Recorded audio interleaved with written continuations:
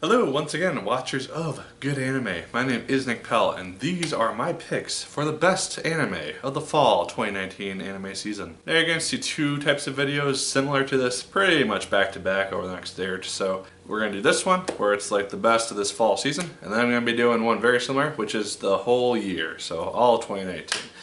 So if you see two similar videos pop up on your thing, they're not the same. And just a heads up, I will only be including anime which premiered their first season or the first part of their core or what have you. They basically premiered during October or during this fall season for the first time ever to be seen ever. So I'm not going to be including anything like SAO because that debuted however many long years ago, even though War of Underworld is a new season of that show. And then anything that's ongoing like Boruto, not counting, and then anything that's on like its second season like We Never Learn, also not included in this despite it being good. I also watched a lot of anime this season, and you'll see the picture of all the shows in front of you now, hopefully, and so that kind of gives you an idea of what I'm going off of. Pretty much everything is done. The only thing that really hasn't finished as a film in this is Chidori RSC, and Kanagawa Jet Girls. And neither of those are going to make the top 10. Oh, and Special 7, but yeah, that wasn't going to be included either. So, yeah, without further ado, let's begin. Coming in at number 10 is a pick which I don't think anyone will have any sort of controversy about or issues with. That's Assassin's Pride. So I really liked this show despite its overall cheesiness, because I will admit it is cheesy. It's a love story of immense cheesy proportions and fan servicey type of gimmicks and whatnot, but it's at its core it's a fun story. It deals with a young girl named Merida Angel. She has not really shown any sort of prowess in regards to magical ability, and so there's rumors that she is potentially a bastard child of a love affair of her mother, and thus not an official heir of her father, more or less. And so she has a tutor come down to end up trying to help her coax out that mana, and things happen in the first episode, which allows her to obtain samurai powers, more or less, which is not her family's main magic usage or skill set or what have you. And so there's whole controversy around that, and it's a love story, more or less, a little bit on the left side, but whatever, between her and her tutor. And so that's our show. And what did ultimately kind of bring me around to this show is Merida as a character, because while she is young and silly and dumb at times, you can still tell that she has this really good fighting spirit and this really good energy about her, because once she does obtain her powers, and even before then, you can tell that she is somebody who does not really back down from challenges, and she just desperately wants to do well and prove herself to both her father and people around her. And so during the basically tournament arc that we have during the first, I don't know, 3 or 4 episodes, we get to see her finally take down her rival, or at least this bully who's been basically picking on her for the first few episodes of the show. And so seeing her finally be able to go toe-to-toe against this girl and show what skills she has learned from her tutor made it to be a very interesting way to deal with that, and made me like her as a character all the more. Her tutor is also very interesting since he's half vampire, which is revealed halfway through the show.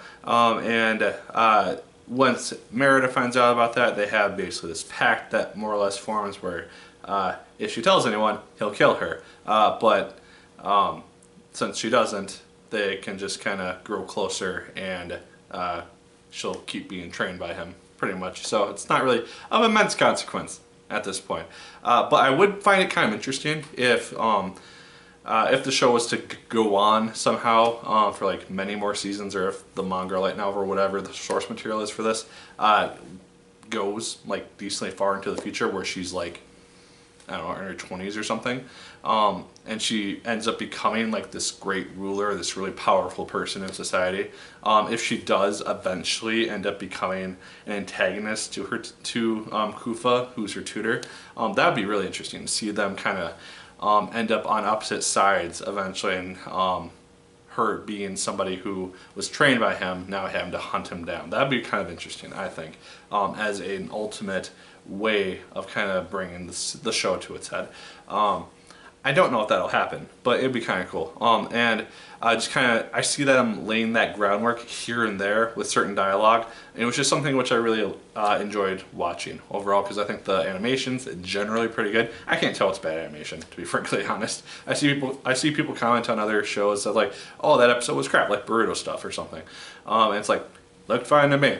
So take that as you will. But the animation, the way they use like magic and mana and all that type of stuff, the sword powers and everything, all looks really cool and really neat, and I really like the world in general, despite us not really knowing a ton of stuff about it outside of like the main school area. But yeah, South and Spread, I thought it was pretty good. I liked it a lot. Next show on this list at the number 9 spot is the first of 2 sports anime from this season, which somehow made it on my list, despite me not really ever being interested in sports anime prior to now. So this one is Ahiro, I think I'm pronouncing this right, Ahiro no Sora, I have no idea, it's the basketball one. So the show primarily focuses around a young high school student named Sora. He is on the shorter side, but he desperately wants to be part of this high school basketball team, partly because his mother was a famous basketball player back in her heyday, and she just kind of inspired him, and he has become very skilled in his accuracy and just his footwork and the ball dribbling and stuff like that, to make up for his lack of height. And of course, when he shows up, the basketball team is kind of in ruins. It's basically overtaken by a group of thugs, more or less, and he ends up throughout the course of this first half, or the first part of the show, because it's like 50 episodes eventually, so he ends up bringing them around and convincing them to become a legitimate basketball team. And as of now, they're basically in their training camp and trying to basically make themselves into a legitimate team who can actually win games. It's a fun enough show as it is right now. I have no idea where it's going to go, but it's 50 fucking episodes, so it's going to be on for a while, or at least probably through most of next year. So that's kind of a nice thing. I like it enough as it is. It's not like show of the year material or anything, but it's entertaining enough. I like the main character, Sora, a fair amount, because he is a very good and cool player to watch, but he has also got this goofy side to him, which is also kind of relatable, I think. The female characters are also, I like them on screen because they're not overly sexualized for the sake of being sexualized. And they come off as like genuine people, and they have like plot lines in their main characters, at least the 2 main ones of the show right now, and I do appreciate that. They're not, I don't like all the boys basketball team players, but there's a couple standouts which I do enjoy seeing on screen. Again, anime pretty good. It's got this cool feel to it, this like little slow-mo think in your head type of stuff during like the big intense moments during basketball games and stuff, which I guess I'm gonna have to deal with. But generally, it's a fun show, and if you're into sports anime, you're probably gonna enjoy it, because I haven't seen the volleyball Hiraku or whatever it's called one yet. It's on my to watch list, but it's got a ton of episodes, so I'm not right now. But I'm assuming it's similar to that in regards to its kind of tournament style, or like, I don't know, stuff like that. So if you're interested in it, check it out. I think it's pretty good, and it's one of my favorites of the season. Next show at the number 8 spot is an Amazon show called Blade of the Immortal. Now at its core, the show is kind of similar to Dororo from earlier this year in regards to the fact that it's pretty much a revenge story set in what seems to be kind of like a samurai or swordsman era in Japan. And so that setting is really, really neat, but it's also a very, very mature show because it deals with a lot of graphic violence, like blood and limbs being taken off, as well as very sexually violent things like rape and not pleasantly seen things, pretty much. So watch it at your own discretion, but I've been watching it and I enjoy it a lot so far. I think it's pretty good. It is a little bit tough for me to follow all the characters because there's people, at least within the first 12 episodes or so that's out right now. It's a 2-core show, so it's halfway done. I find it tough to keep track of everybody because it kind of flows between characters once our main 2 characters kind of get established, and so it's just always been a thing for me with anime. I have trouble keeping track of who people are. But the main premise of it is that this young girl, I think she's 15 or 16 in the show, named Rin, her family gets brutally killed, and she is pretty much the lone survivor of that massacre. And then she seeks out this immortal swordsman named Manji, and he agrees to try to help her take down the men who were responsible for her family's brutal slaying. And over time she starts to develop herself as a capable fighter while meeting other swordsmen and fighting in other fights. And you get to see some pretty cool sword duels as a result. And it's kind of interesting to draw parallels between this and Dorohedoro, because while they're two shows which are focused on the revenge aspect and dealing with not really being consumed by that urge at the end of the day, they are different in regards to Dorohedoro, dealing with like demons having stolen different body parts from the main character. And then we also have this one where it's not quite as supernatural. And so this show as a result feels a lot more grounded in that regard, because it feels like something which could have actually legitimately happened during this time period in Japan. And so I do enjoy that aspect of it. It feels very historic and very accurate. I don't know hardly anything about that time period in Japan, so it could all be make-believe for all I know. But it looks very good. The animation style is something which is also very unique, I think. I haven't really seen a lot of shows duplicate it. And so that's also a really neat draw for me. And so yeah, I don't really have a ton of stuff to really gush about this show with, because again, it's halfway through the season.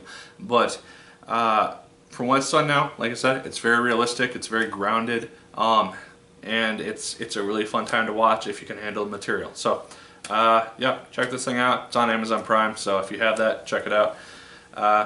It's pretty good.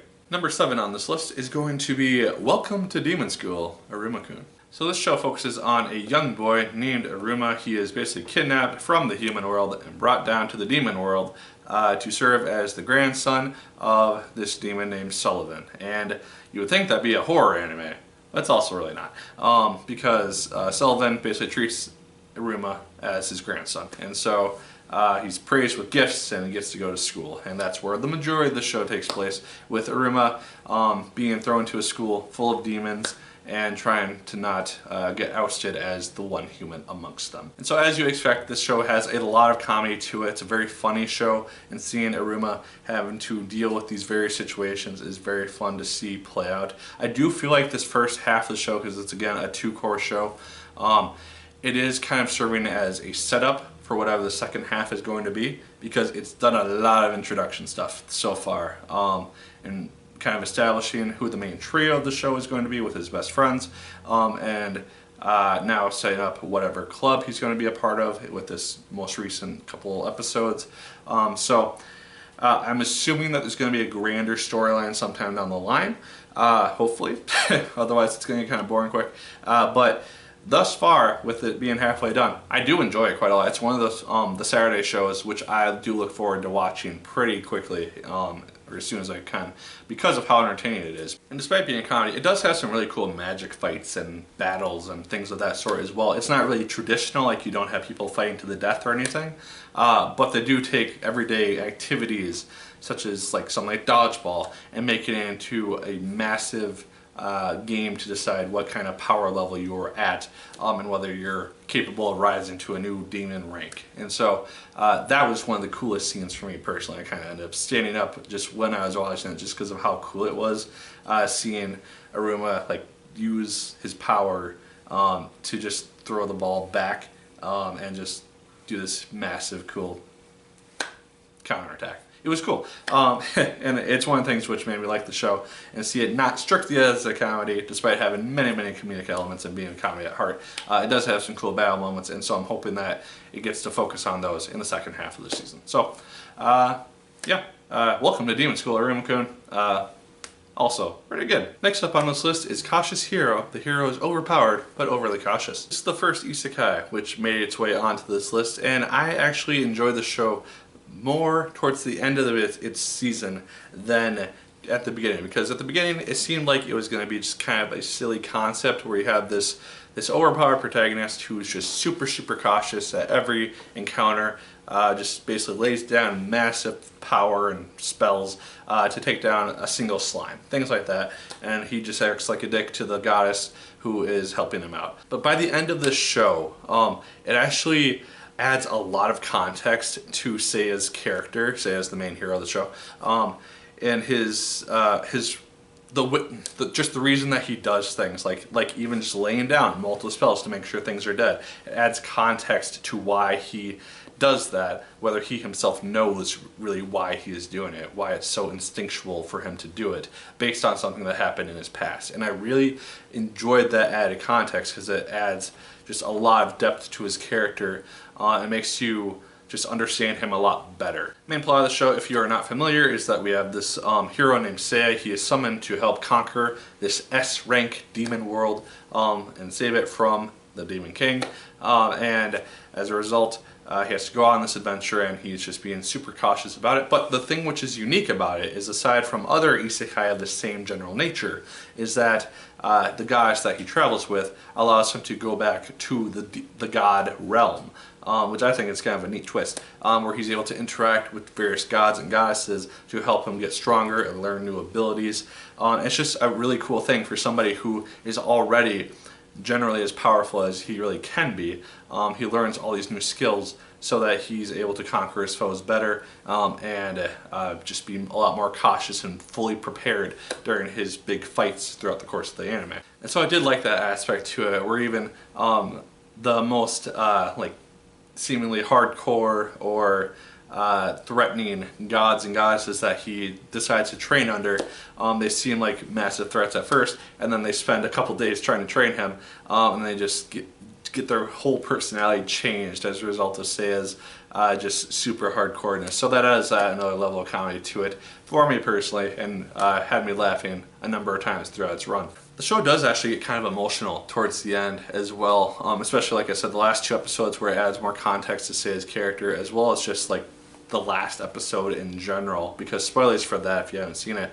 But in the finale, Seiya uses this massive Valkyrie move to conquer this S-rank demon lord, which should kill him. He has to summon a second one, which definitely kills him. And it's really sad because it's revealed in the previous episode that the goddess that he's with is basically the reincarnation of a woman that he fell in love with and was going to have a child with in another isekai-esque fantasy world that he was summoned to conquer originally. He had forgotten about her, but of course during his dying moments he recognizes her and is thankful that he was able to save her this time. And so it's a very emotional moment. And then you just see after the fact, after she's left this world, just being so depressed and sad by the loss of this guy who she realizes too late that they were in love at one point. And so it's a very sad ending, but it also has this really hopeful nod towards the end, which hopefully leads into a season 2, because I would watch the hell out of a second season of this show, because I think it's really good, despite its flaws. It's a really fun time. It's a really unique isekai in regards to what it does with its general premise. Yeah, I'd say check this thing out. It's on Funimation and Hulu.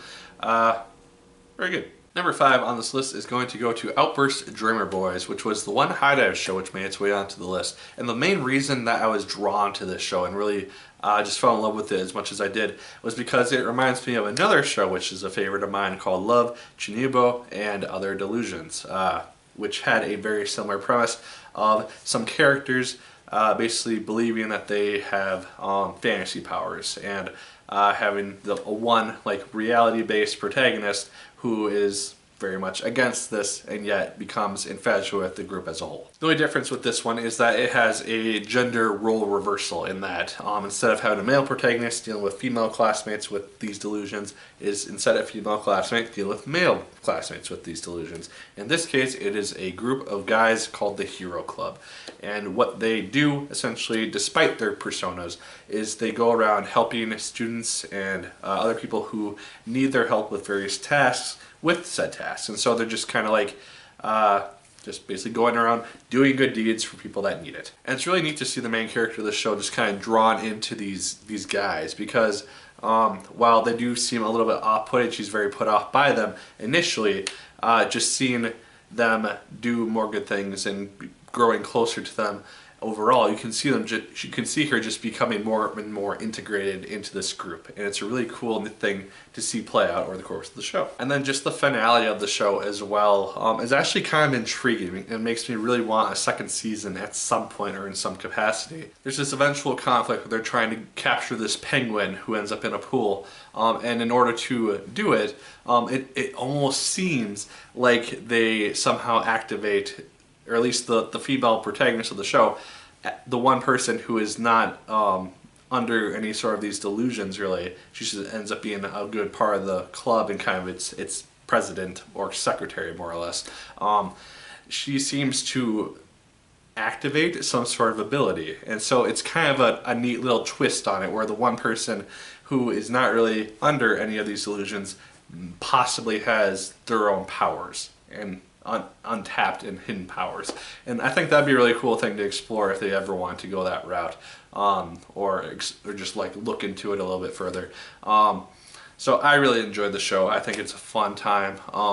It doesn't really have a lot of romantic element to it. You have little hints of it here or there, but for the most part it's very romance free. So if you weren't a fan of the other show that I mentioned, because of those reasons, this one has a lot of fun with its concept and doesn't really focus on the romance nearly as much. So yeah, Outbursts Streaming Boys, it's on High Dive. Check it out if you're interested. Number 4 on this list is going to go to After School Dice Club. And this is another Funimation Hulu show, and it focuses initially on this young girl named Miki. She is very shy and she's very introverted, and so she doesn't really have a lot of friends, doesn't really hang out with people outside of school. And one day she ends up coming across this girl named Aya. She is new to town, and they both end up stumbling upon this board game shop where they meet another one of their classmates. And as the episodes go on, they basically form a trio, and every episode focuses on a different board game, while also exploring these characters, giving them general plot lines. Like one person wants to create their own board games and become a board game designer, or a game designer, more or less. It's just really cool to see this emphasis on board games, which is not something that I've ever really been super interested in general or outside of shows. And so it's kind of a cool thing to see showcased in an anime. It made me more interested in kind of looking into these games that they show on screen, because all the games that are shown on the show are actual games in real life. And so I think that's really cool, and a cool way to get people interested in these different games, because they explain the rules really well and you get to see it actually played out over the course of the show. And so it's just done in a really well done way, and you get to actually see character development from a number of these characters throughout the show as well. And I just really enjoyed it. It was a fun and enjoyable and nice show to watch on Wednesdays. And now we're in the top 3, and these are spots which I rearranged a lot when I was trying to compile this list, because I knew that these 3 were going to be my top 3. Kind of like I knew what my top 5 were going to be for the movies. But it's just a matter of like what their last episodes are really going to end up being, which kind of ended up causing where they fell on this list. And so number 3 is Stars Align. This is the second sports anime which fell onto my list, and it is a tennis show at its very general explanation. The show itself focuses on a boy named Maki. He is a new student to the town, and he ends up being a very gifted tennis player. When one of his friends, Toma, asks him to join the team, he asks him to pay him to play the sport and join the team, essentially. Mainly because his parents are very much in debt, or at least his mother is very much in debt, and doesn't have a lot of money. And so he finds that as a good way to make going to practice and being a part of this team worth his time. As you would imagine, over the course of the show, he grows more and more fond of the sport, has more fun with it, and there's a big tournament arc towards the end of the show itself. It's kind of similar to a Hero no Sora in the aspect that when Maki ends up on this team, it's not a bunch of kind of like a gang per se, or like punks or miscreants or what have you. It's guys who are part of this team, but they just don't really give a shit. They're just kind of on the team to be on the team. They haven't really given it their all during the time that they've been on the team prior to now. And so it really does end up being up to Maki to kind of whip them into shape and show them how bad they are as up to this point, because he is a very new player and he kicks all their asses. And so it's just kind of a good wake-up call for them.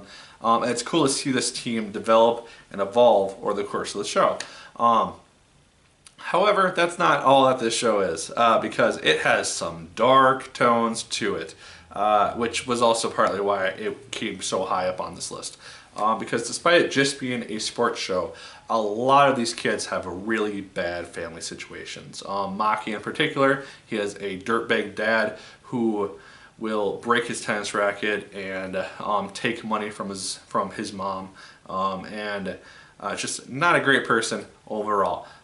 You have Toma, who has a mother who just despises him and does not want anything to do with him. You have a kid who has just this overbearing and helicopter-esque mom who doesn't want him being a part of the team, and it's just a very aggravating person when she is given scenes just because of how frustrating she can be. And you have some legitimately dark and scary moments. There's a scene, I think like a little over halfway through the show, during a practice match between the boys and girls team, which legitimately made me think that this show just became something different in regards to kind of a murdery sense. Thankfully it did not, but it has a level of tension, and it's able to create a level of tension which not a lot of shows are able to do to this extent. Like I'll watch My Hero Academia, and I'll be really nervous about certain characters if they're in fights because I don't read the manga, so I don't know what's going to happen for them or what their fates are or what have you.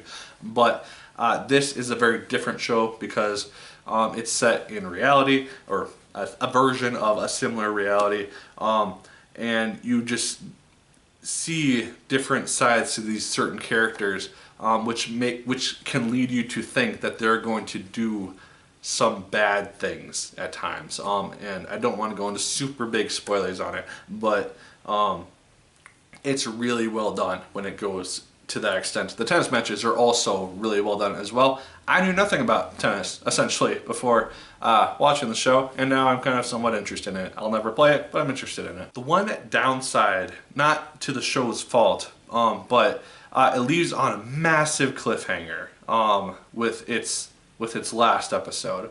But from what I've read, the studio or whoever was behind the making of the show canceled it essentially after the show was done, or at least made the team basically only do 12 episodes and then kind of canceled it when it was initially supposed to be 24.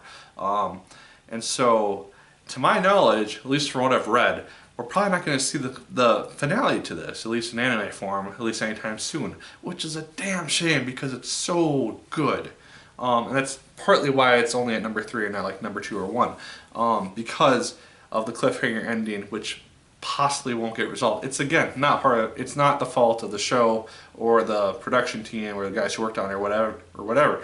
But it is a negative that I have to point out. It's a very unfortunate thing for a show which is so good, and does something with sports anime that I didn't think was gonna be happening. So yeah, if you can handle a cliffhanger, which might not be resolved at some point soon, check out Stars Align because it's really good. Coming up at number 2 is the only other isekai besides Kasha's Hero which made it onto this list, and that is Ascendance of a Bookworm. Now the main premise of this isekai is that we have a college student who ends up having a bunch of books fall on top of her, causing her death once she learns that she is going to get a job as a librarian, which is her life dream and everything.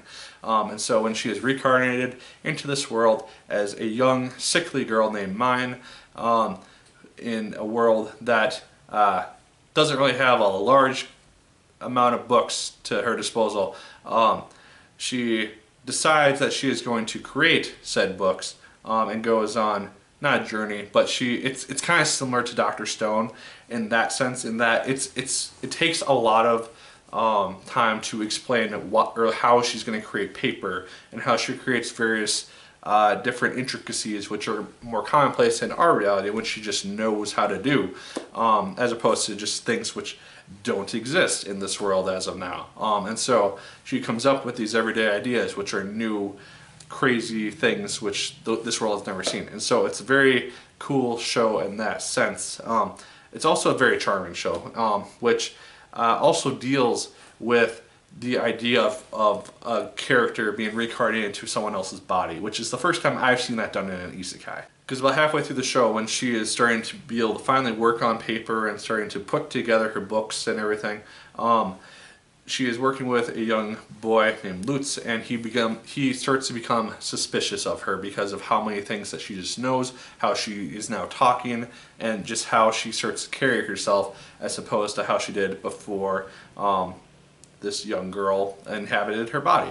And so the general consensus is that the original Mine died of her illness, and then that was the instant that this college girl inhabited that body and continued her life. And I do like that they confront that, because Lutz eventually just outright asks, and Mine ends up telling him everything that kind of happened, and he accepts her for that, which I really, really liked, and it was kind of unexpected, because it's kind of set up to where he's just going to not want to have anything to do with her, but you just see how apologetic and just almost how depressed she is, really, at just this idea that she's taken over this young girl's body, and everything that kind of comes with that. And so it's the first time that I've seen an isekai tackle that idea, and it's something which I would find it really interesting to see more do that. Not just people who are brought into another world, same body, everything like that, but people who are actually become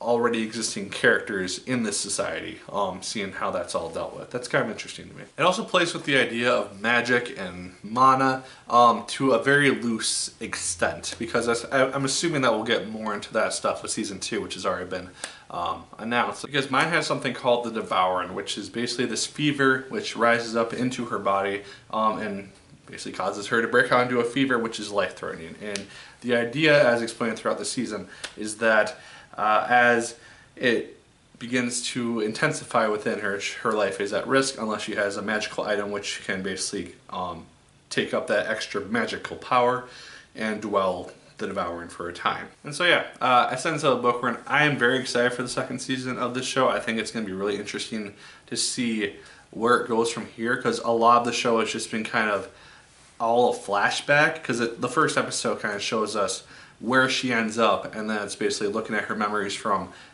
basically when she arrived in this world up to the present day.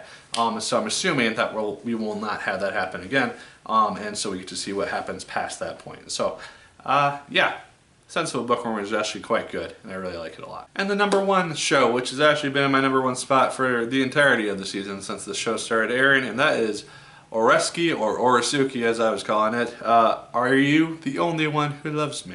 This is a rom-com in a non-traditional sense, because while the first episode basically takes the first half to establish itself as a rom-com, kind of dealing with our main protagonist, hero guy, and his potential harem of characters and women, it quickly turns that on its head when we find out that our main character knows that he's in a rom-com and is actively trying to create a harem, and he's actually just an asshole. And it makes for a lot of really interesting comedy as he finds this girl who's very much aware of his different personality and tries to bring that out to him.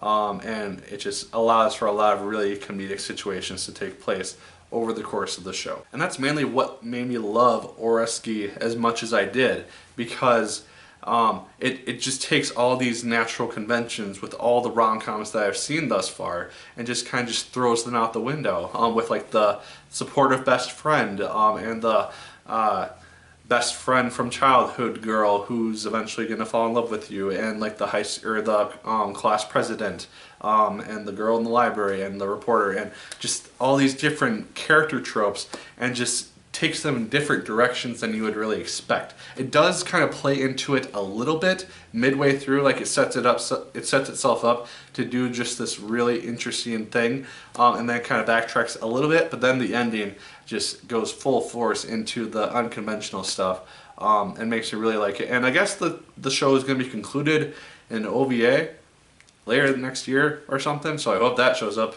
when that airs, because I want to find out what happens. Part of what makes Oresuki kind of interesting for me is seeing how much Joro, our main character, just changes over the course of the first season. Because when he's introduced, he's so just maniacally dead set on creating this harem and putting on this facade. And then when that whole thing gets shattered by Pansy, who's the girl in the library who's kind of keeps her looks secret so that she's not found out by a mysterious figure later revealed in the show.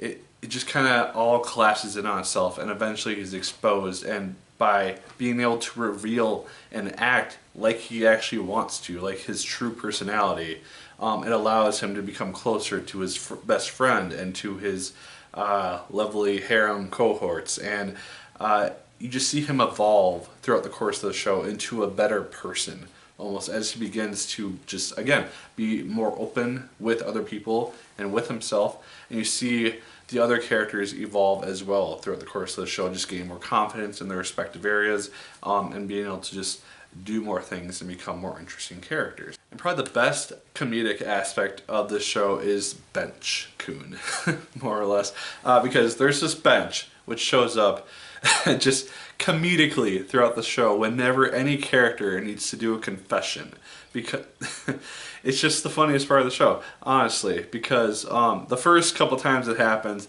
it's just kind of, it's there, it just has to be what's nearby for people to sit down on, and then the girls start to give the same type of speech centered around the same baseball game, which seems to be just the prime focus of this whole show, and what the catalyst is for all of this to have started. And eventually it just becomes this running gag that whenever someone says they need to talk to him about something, he'll see this bench and just, you see the look of dread come on his face, and it's just hilarious.